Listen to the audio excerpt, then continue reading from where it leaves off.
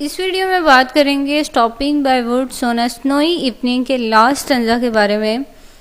तो बहुत ही मज़े का स्टैंजा है ये लास्ट वाला। जैसे कि आप देख सकते हैं, these woods are lovely dark and deep but I have promises to keep and miles to go before I sleep and miles to go before I sleep. अब यहाँ पे सबसे पहले नरेटर ने 3 एडजेक्टिव्स यूज़ किए हैं वुड्स के लिए। पहला है लवली, डार्क एंड डीप। उसने वुड्स को डिस्क्राइब करने के लिए कहा है कि वुड्स जो हैं वो बहुत खूबसूरत भी हैं, डार्क भी हैं और डीप भी हैं। अब ये इंडिकेट कर रहा है कि नरेटर जो है वो बहुत ही इंजॉय कर रहा है सीन को, लेकिन वो इतनी देर यहाँ पे रुक नहीं सकता क्योंकि इसकी लाइफ में और भी बहुत सी रिस्पॉन्सिबिलिटीज़ हैं, बहुत सी चीज़ें हैं जो उसे करनी हैं। वो यहाँ पे हमेशा खड़ा होकर ये सीन को इंजॉय नहीं कर सकता। इसे बहुत ज़्यादा प्रॉमिसेस जो हैं वो पूरे करने हैं, बहुत काम करने हैं अपनी लाइफ में, इसलिए इसे यहाँ से जाना पड़ेगा। अब उसके बाद मतलब ये कह रहा है, राइटर कह रहा है कि वो मतलब इतनी देर इंजॉयमेंट जो है वो ज़्यादा देर के लिए नहीं ले सकता, उसे यहाँ से जाना होगा।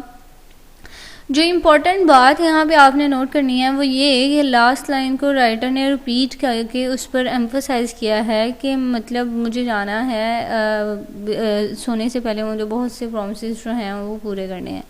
अब यहाँ पे स्लीप और डेथ के साथ भी रिफ़र किया जाता है कि हम अपनी लाइफ में बहुत ही ज़्यादा मतलब अब क्योंकि बात की जा रही थी वुड्स की, अब वुड्स जो हैं वो बहुत ही प्यारे हैं। इसका मतलब ये कि राइटर जो है वो बहुत ही इंजॉय कर रहा था सीन को, लेकिन वो कह रहा है कि मुझे सोने से पहले बहुत से प्रॉमिसेस को पूरा करना है। तो इसका मतलब ये कि उसने मतलब डेथ से पहले, अपनी मौत से पहले पहले बहुत से काम जो हैं वो पूरे करने हैं।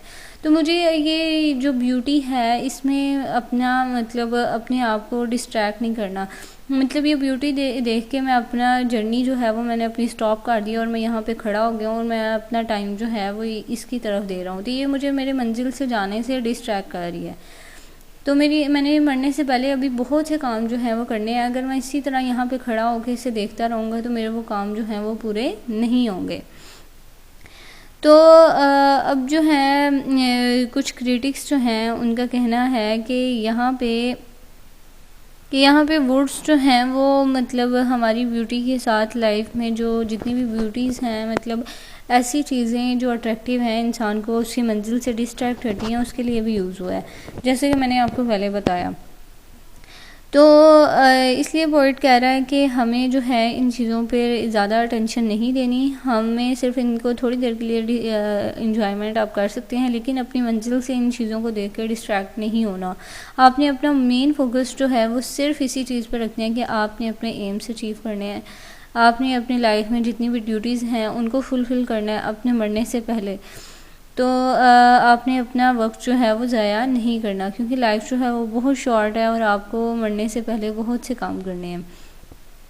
अब यहाँ पे ये बात हो गई, लेकिन एक और भी पॉइंट ऑफ व्यू बन सकता है। ये भी हम कह सकते हैं कि राइटर जो है ऑब्वियसली जर्नी में था, बहुत ज़्यादा वो ट्रैवल करके आया है, इसलिए वो थक चुका है। तो वो चाह रहा है कि मैं मतलब सो जाऊँ, मैंने आगे जितना भी सफ़र करना है उससे पहले मुझे सो जाना चाहिए। तो इसलिए वो कहीं विलेज में कहीं चाहता है कि वो कहीं सो जाए, फिर उसके बाद दोबारा से अपनी जर्नी को कंटिन्यू करें।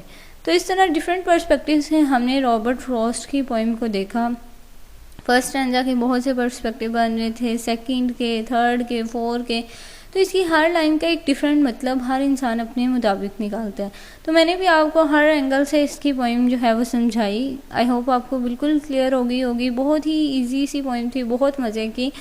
I am damn sure that आपने बहुत ही इंजॉय किया होगा।